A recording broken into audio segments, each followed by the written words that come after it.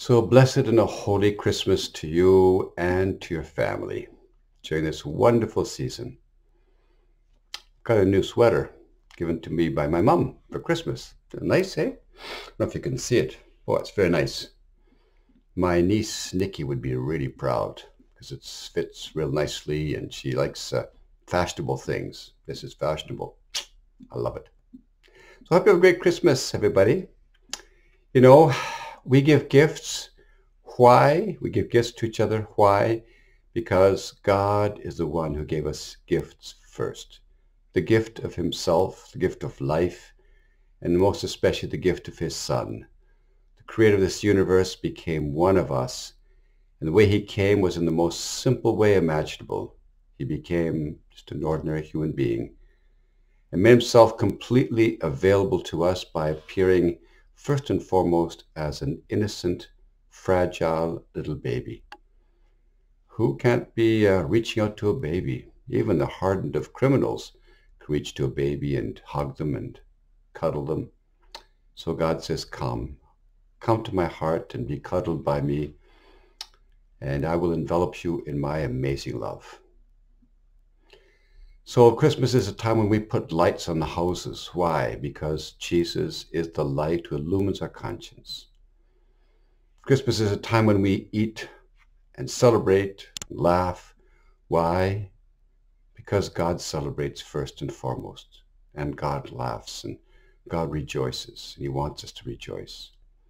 So the Lord bless you, It's such an amazing mystery, Christmas, that the creator of this universe, the one who's maintaining right now at this very instant, maintaining the entire galaxy, a galaxy and the universe, which is expanding, I think, at the speed of 8.7 kilometers per second or something like that, expanding out. So some humongous thing.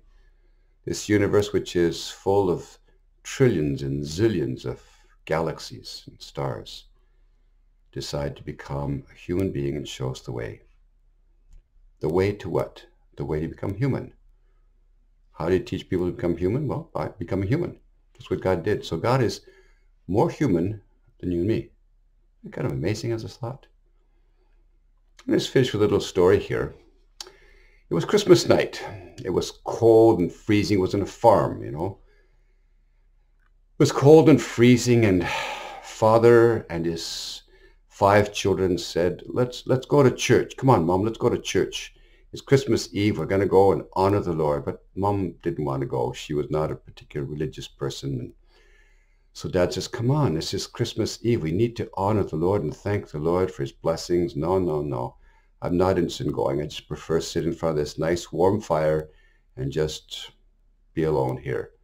So Dad got into the horse sleigh with the children and took off with the 5 children, went to church to give praise to God. Well, Mom stayed at home and knitting and just thinking. Well, the storm was really brewing outside, and the wind was howling, and the snow was coming down, and the lights were nice and bright in her house. Suddenly she heard some thump and bang and against the window. And she heard some more banging and thumping on the window. And what in heaven's name is that? More banging. So she decided to go out and look outside the window on the outside, because it was really, wind was just howling. It was just really snowy. And she saw a flock of birds there, of pigeons trying to get into her house because they saw the light. And they wanted to, as they could imagine, there was warmth there. So they were trying to get in, but of course the window wouldn't let them in. And they were banging them against the window and slowly freezing to death was what was happening to these poor pigeons. They're looking for warmth and direction, but they're lost.